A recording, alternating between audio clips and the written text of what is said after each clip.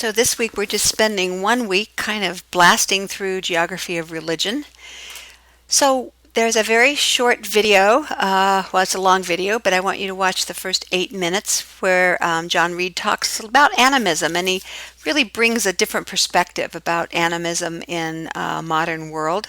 And I'd like you to think about as you watch that what aspects of animism are apparent in modern religions. If you were raised in some kind of formal religion, what aspects do you think are still somewhat animalistic or animistic?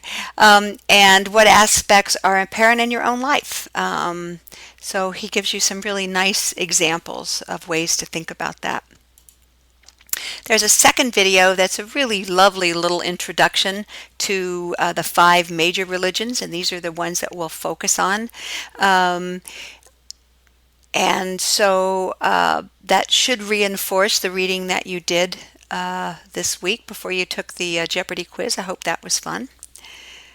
So when we're talking about religions, we can look at all those attributes that were in the reading. You know, what's the biggest, the tallest, or the biggest, the oldest, where it came from, who's the parent. But we could also, as geographers, look at religions by their cultural landscapes and by their sacred spaces. And so on the left, you have a typical, very ornate temple in a Hindu religion. And as many of you probably know, that there are many sacred spaces in Hinduism. The prominent sacred space is, of course, the Ganges River. And when you go back to elements of animism, the idea that water is life-giving is kind of a core belief, and it would make sense that that still is connected to the religion. Pilgrimage is a common part of many religions, and so there are holy places where people visit to renew their relationship with their religion, or to have a new relationship. And so in India, like in other places, the originations of the important people or important characters in that religion are places that are deemed holy places or sacred places for visiting. Buddhism, which has its roots in Hinduism, has very distinct architectural styles. Again, you can see the different styles in Japan, China, Singapore, but they still have a similar look, and you would identify them, as a Buddhist temple. And when I talk about pixelated images, this is a great example of a bad image that was blown up larger than it actually should have been. And so you can also see that influence can permeate into just modern life. And so there's a pagoda style top on a modern hotel in Singapore. So religion doesn't just stick to the actual religious buildings. Those two were considered the more polytheistic religions. There's a lot of debate on whether Buddhism is a religion or a way of life or a philosophy, but we're going to just kind of categorize it as religion. And so of the two religions that are polytheistic, Buddhism is also universalizing, which means that it does seek converts. Judaism is the first of the major monotheistic religions. It is not universalizing, it's an ethnic religion. People practicing Judaism do not actively seek converts, but there are very sacred places. So this is the Western Wall and the Dome of the Rock, which are all places that are critically important to the Jewish faith, and are places of conflict between the three monotheistic faiths. So I thought that it was interesting to look at synagogues in different places where the synagogue seemed to take on the actual architecture that was common to that region more so than Christian churches or the Buddhist temples. And so just I love this Jewish synagogue in Texas and the one in Moscow. It just beautiful buildings.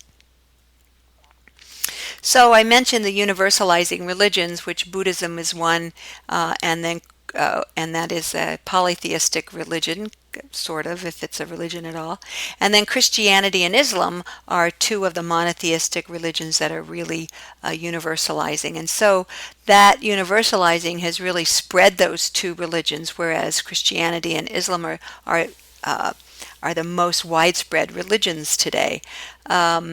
And you can see that Islam spread kind of along that North Africa up into Spain, up through the Middle East, and then down through the Southeast Asia. And Christianity dominantly spread north, and then kind of around different areas. There's a lot of mixed Christianity in Central Africa. Some mixes of Christianity and animism. So here's a very common looking Christian structure. This is Episcopal Church, the National Cathedral. I think it's Episcopal in Washington, D.C.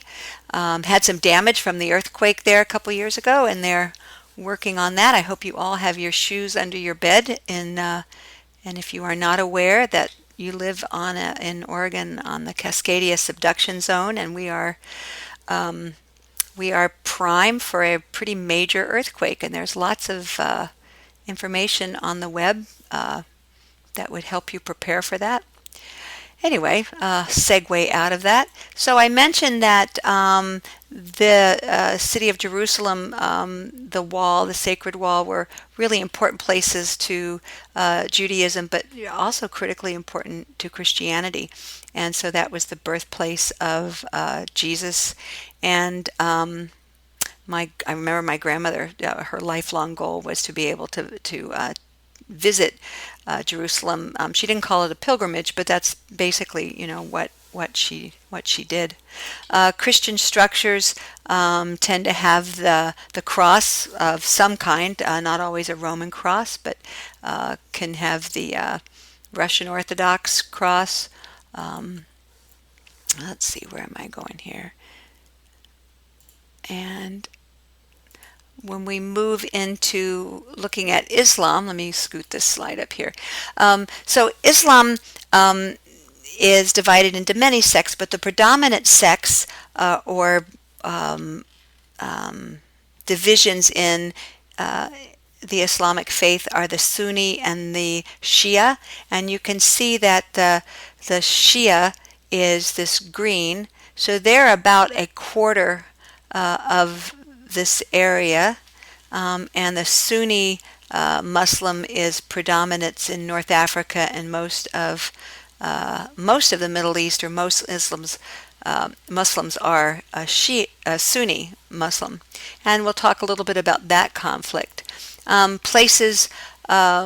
Sacred places and pilgrimages are common in Islam as well. Here is an image of people doing their pilgrimage to Mecca. There's the Kaaba in the middle, and then the mosques are very distinctive. And I think there is a small mosque in Corvallis, but the minarets where the prayers are called are very distinguished. Indonesia, it's a little less distinctive. The minarets are not as kind of prominent as the other towers, but they have a look and an architecture about them that's very common. And this is the mosque in Cairo, Egypt. Looks very much like the Hagia Sophia or the Blue Mosque in Turkey. And the color blue, the mosaic tiles, blue is a really important color in the Islamic faith. And in the Christian faith, there are colors that, at least in the Episcopal faith, colors that stand for different liturgical seasons or liturgical events within the Christian calendar. So often religions are not completely, I don't want to say pure, but other elements are introduced into religions, and since all religions started as animistic, or all people started as animistic at some point, most religions have elements of animism in them. So this idea of mingling religions is not new, but a religion that is completely combined with another belief system is called syncretism. And so when you look at the pure Shinto belief system, or the pure Buddhist belief system in Japan, and then look at the mixed, you can see that the people who practice a little of Shintoism and a little of Buddhism is much more common than the pure adherence to one religious type or another. You can see that in the diffusion of Christianity, the ability to incorporate existing religions as people, missionaries, or power structures went out to conquer or to convert other areas. They found that being able to incorporate existing practices made a community much more accepting, and the Catholic religion was very good at this. Some religions wanted people to completely abandon all of their gods and practices in order to be part of the new faith. Christianity, in many ways, was much more accommodating to just incorporating gods and important deities in another religion into the Catholic faith. And so you see that a lot in Brazil with many indigenous groups that are also Catholic, but have incorporated or accepted the predominant early belief systems. And so this is an example of Carnival, which is, what is that? Oh, my brain is blank. Easter, what do we do? Oh, Good Friday, Fat Tuesday, that whole celebration. Okay, I had to stop and go look it up. So it is it's that festival between, it's the beginning of Lent. It's kind of the last big celebration before Lent. And so it was this combination of a very holy Christian time of year, predominantly Catholic, and the animistic celebrations that were already in place. So sadly, there tends to be a lot of civil conflict in the world that is related to religious differences.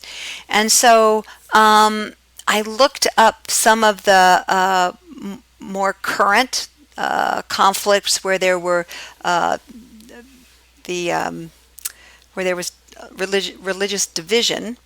And so you can see that in Northern Ireland, the Troubles were this division between Protestants and Catholics, but it was mainly over land. And it just happened that the Catholics had this portion of land and the Protestants had that portion of land, and the Protestants were the majority.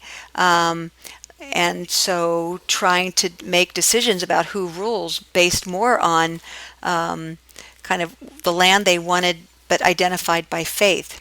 Rwanda, there was a genocide that was mainly an ethnic conflict. There was 75% Christian and 25% indigenous, but that didn't seem to be the dividing line between that conflict. Bosnia and Herzegovina, that was an absolute faith-driven conflict by Muslim, Roman, and Serbian Orthodox. However, those three religious groups were also significantly differentiated by their ethnicity. So was that more an ethnic conflict over territory, or was it a religious conflict? And in the Sudanese civil war, there was Muslim and Christian and animist warfare between those groups. And so then just to kind of look at this a little more in depth, there have been many conflicts that tend to have alliances among religions. So it's not new, but sometimes when you dig into some of the causes of conflicts, it's not so much about that they're a different religion as much as who's making the rules and who has the resources. And sadly, that divides along religion. Um, okay. So there's tons and tons in the news in the last, since 9/11, um, about the difference between the Sunni and the Shia. And you can Shia is also written in a couple ways with SHI. Shia is also Shiite, is how it's written. Let me see if I can find that while we're here. Oh, come on. Um, Wait 1 second here. Anyway, I'm only seeing, yeah, Shia can also be uh, written as Shiite, but both of them are pronounced Shia. This is a really, really interesting video that talks about these two sects of Islam and what the conflict is about. So right now in that region, the Sunni religious sect of Islam dominates. They're about 90% of the Muslim population are Sunni, and that's predominance in Egypt, Jordan, and Saudi Arabia. So the video talks about this idea of sectarian. What does that mean exactly? And they make the statement that the divide is happening for their own geopolitical reasons, which means it's not a religious war as much as a political war. And so what exactly are they fighting over? What is the conflict about? So I want you to watch that video and think about that. When we look at conflicts I mentioned that Jerusalem was an area of conflict between two religions predominantly, Palestinian, which is Muslim, the Palestinian area, which is Muslim, and the Israeli area, which is Jewish. And then there's Christians, where this is a sacred place for all three of these areas. And in many places, the Islamic population has been walled out of some of the sacred places, and the Israeli population feels unsafe because of terrorism, and so there's a lot of conflict here, and even in the news there's conflicting ideas. So some people will say this is a conflict over land, and other people will say this is a conflict over ideologies. It's not just lines on a map. So very different ideas about that. So sometimes over time we've seen kind of a rise in religious fundamentalism, and this is when you where people refer back to a strict interpretation of whatever fundamental writings or teachings there are. So in some Jewish fundamentalism sects, you can't wear clothing made of animal skin, or you can't wear clothing where you have mixed fibers. And many of these go back to important food rules or important living rules for health.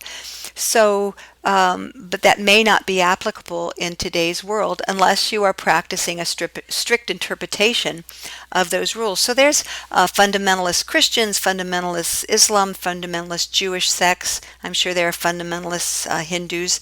So each general religion can have its more moderate and its more kind of back to core or back to basics grouping. And then within that, you can have extremists, which are extreme fundamentalist groups, which tend to try to enforce or react to their belief system by implementing terrorism. And so there was a bombing of a nightclub in Bali by an Islamic fundamentalist group against modern culture. There are bombings by Christian fundamentalists in medical facilities that feel that abortion is fundamentally wrong. So, every religious group tends to have their own fundamentalism, where it can also go into a violent extremist. And then to sort of finish up, religion is not isolated. It's not something people do just on Sunday or Saturday or Friday night. Religious has strong cultural impacts.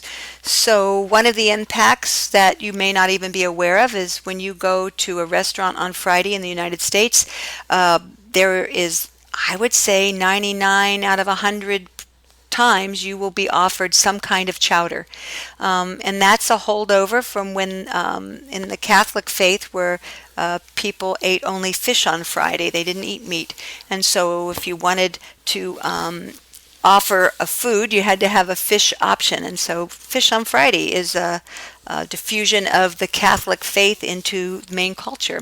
The Christmas tree, it's animistic symbol at that time of year. So the whole development of Christians' Christmas was the Nicene Creed moving, I think, to, or I don't know if it was a Nicene Creed, but it was the deliberate attempt to incorporate the Christian celebration of the birth of Christ with an existing annual, I think, Druid celebration of the coming of the sun.